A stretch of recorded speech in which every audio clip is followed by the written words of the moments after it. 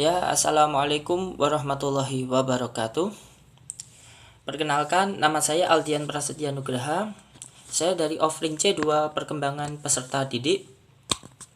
Saya di sini ingin mengulas atau mereview video tentang GIFT 2017. Baik, pertama-tama kita ketahui karakternya terlebih dahulu. Karakter utama di dalam video ini adalah seorang bocah berusia 7 tahun bernama Mary.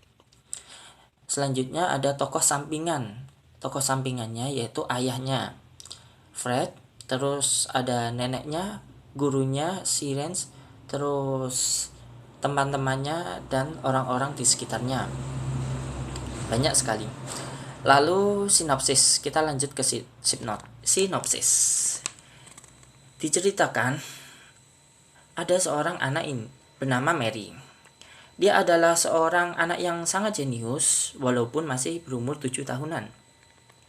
Akan tetapi, dirinya tidak pandai dalam memposisikan sebagai bocah berusia 7 tahun, yang mana seharusnya ia bermain bersama teman-temannya, riang gembira, mendapatkan hak khusus sebagai anak. Akan tetapi, dia hanya peduli tentang belajar.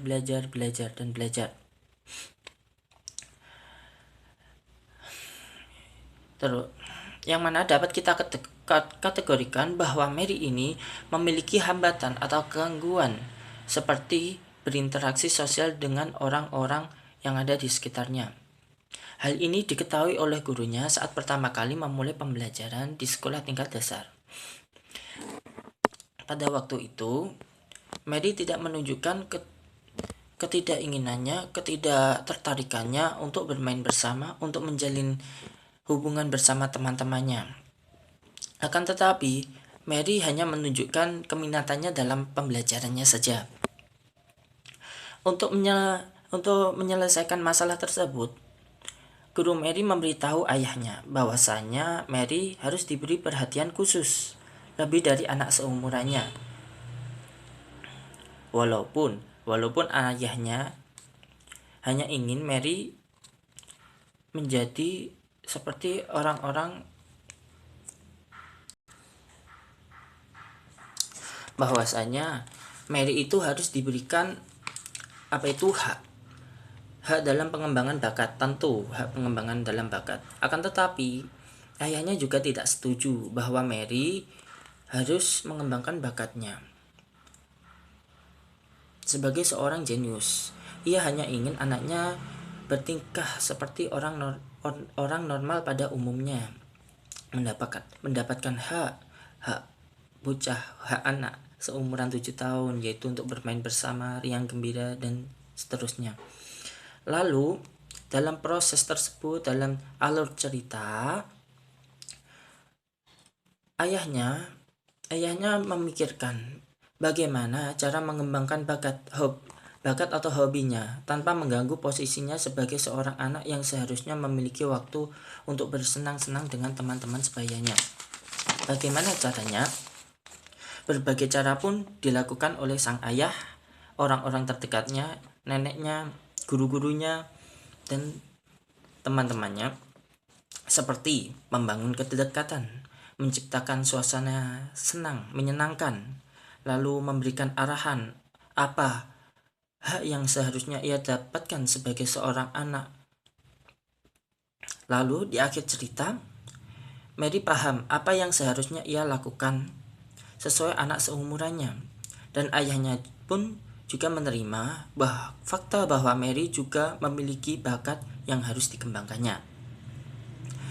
Oke, berdasarkan sinopsis tersebut, kita akan tahu bahwa Mary merupakan seorang anak berkebutuhan khusus, yaitu berupa social interaction, yang mana kesulitan dalam interaksi dengan orang lain. Karakteristik ini tampak saat ia kesulitan untuk memosisikan diri sebagai seorang anak untuk bermain bersama-sama temannya di sekolah tingkat dasar tersebut. Lalu, perasaan jika saya seorang anak yang berkebutuhan khusus, apa yang saya rasakan? Sulit untuk menjawabnya karena saya hanyalah manusia normal, alhamdulillah. Tetapi pasti saya akan merasakan yang namanya perasaan asing, yaitu perasaan berbeda dengan teman-teman seumuran saya. Saya tidak cocok dengan mereka. Lalu, bagaimana jika saya memposisikan diri saya sebagai seorang guru dan mempunyai murid berkebutuhan khusus seperti di film tersebut? Dari film tersebut saya memahami bahwa posisi guru sangatlah penting untuk memberikan arahan kepada murid yang berkebutuhan khusus tersebut. Hal-hal yang saya lakukan yaitu pertama, saya memahami karakteristik anak tersebut, lalu menjalin kedekatan dengannya, lalu menciptakan suasana yang senang sambil memberikan pengetahuan, memberikan arahan bagaimana cara menjalin hubungan dengan sekitarnya tanpa mengganggu bakat yang dimilikinya. Baiklah, itu dari saya. Sekian. Wassalamualaikum warahmatullahi wabarakatuh.